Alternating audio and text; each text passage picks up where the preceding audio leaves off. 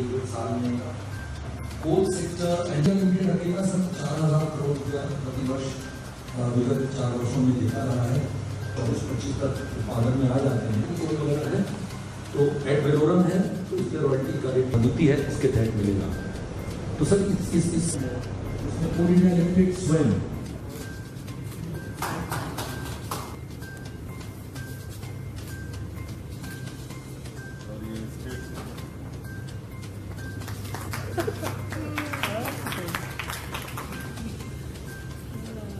आइए सेक्रेटरी साहब। सहमत हैं, लेकिन आप कितना सहमत हुए हैं उनकी बातों से?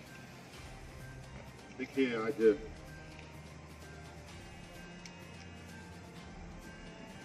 देश के कोयला मंत्री जी झारखंड आए थे और हमारी उनसे मुलाकात भी हुई और काफ़ी सकारात्मक मुलाकात भी हुई। कई उनके पदाधिकारी भी मौजूद रहे और एक बैठक हमारे पदाधिकारियों के साथ भी की गई। और कि आप जानते हैं कि कोल इंडिया का एक बहुत बड़ा हिस्सा हमारे राज्य में कार्यरत है और कई विषय वर्षों से लंबित चली आ रही हैं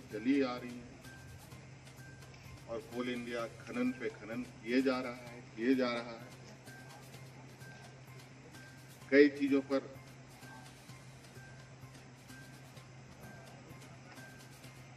चर्चाएं वार्ताएं होती रही, लेकिन कोई फलाफल नहीं निकलता।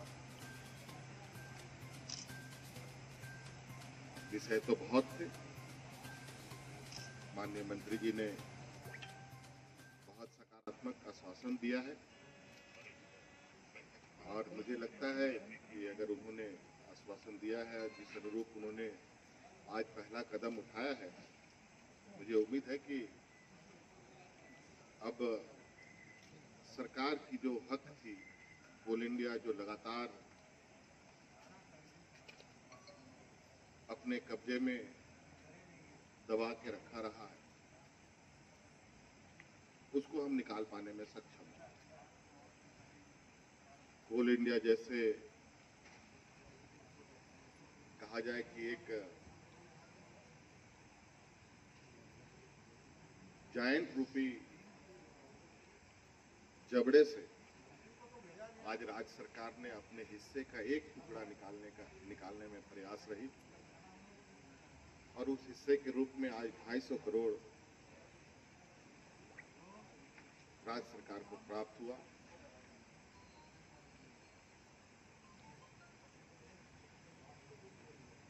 विगत 2009 से लेकर के 2019 तक लगभग 10 साल का कार्यकाल में सरकारी जमीन पर, जिसको कोल इंडिया ने अपने अंतर्गत रखकर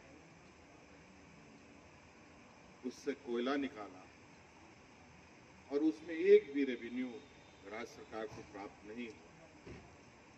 और मुझे लगता है कि अलग राज्य होने के बाद से आज तक इस राज्य में कई मंत्री बने, मुख्यमंत्री भी बने, उसमें से हमारे एक पूर्व मुख्यमंत्री भी आज साथ में आए थे